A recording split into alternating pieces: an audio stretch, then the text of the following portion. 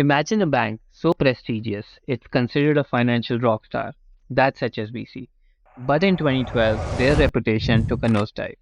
They were caught laundering billions for drug cartels, scandal more outrageous than any Hollywood thriller. Let's go dive into HSBC's wild journey through the murky waters of dirty money.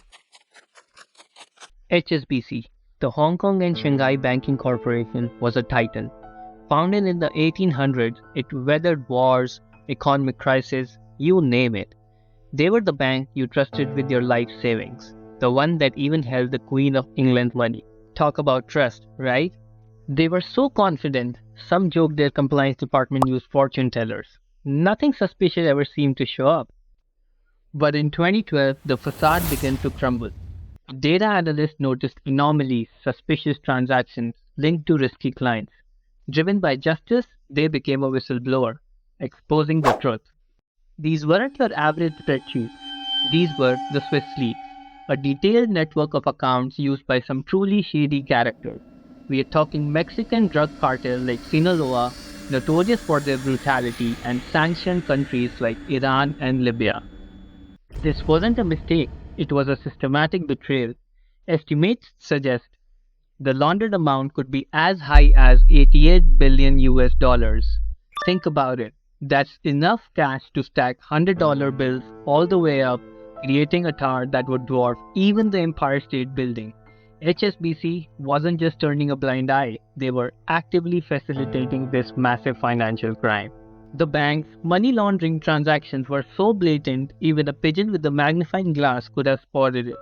Imagine this, swaggering into HSBC branches in Mexico, not with briefcases, but with huge boxes overflowing with dirty cash.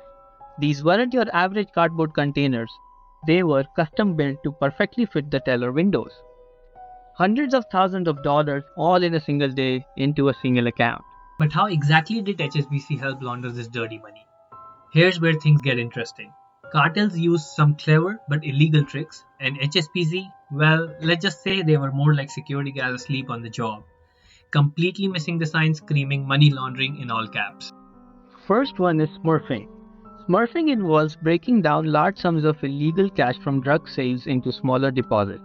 These smaller deposits were less likely to trigger AML checks designed to catch large, suspicious transactions. Next is shell companies. Imagine a fake business existing only on paper. Cartels would set up these to funnel their dirty money through them. They would then deposit the drug cash into these shell company accounts, making it seem like the money came from legitimate businesses. Next is wire transfers. HSBC moved a lot of this money electronically between accounts in different countries. This complex web of transfer made it harder for investigators to track the origin of the dirty money and where it was ultimately going. HSBC totally dropped the ball on AML. They didn't bother checking out shady shell companies or asking questions about huge cash deposits. By turning a blind eye to these red flags, HSBC became the ultimate middleman, helping turn dirty money from drug sales into seemingly clean funds. This is why the case was such a big deal. It exposed a massive weakness in the financial system and the importance of AML checks. So, what went down after this financial mess up? Brace yourself, it was a wild ride. HSBC got slapped with a $1.9 billion fine from US regulators. But that was just the tip of the iceberg. Their stock tanked big time, dropping over 40% in just a few months. Investors hit the panic button, and honestly, who could blame them? No one's keen on backing a bank that's in bed with drug lords and terrorists. Unfortunately, no high-flying executive faced jail time. This case is a stark reminder that even the biggest banks are vulnerable. It sparked a broader conversation about financial crime and the accountability of institutions entrusted with our money. HSBC as a corporation took the fall, but the reputational damage was immense. Did the financial world learn their lesson? Only time will tell. But one thing's for sure, the consequences of their actions continue to ripple through the financial world.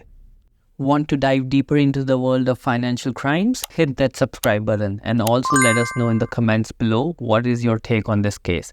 Until next time, stay curious, stay informed.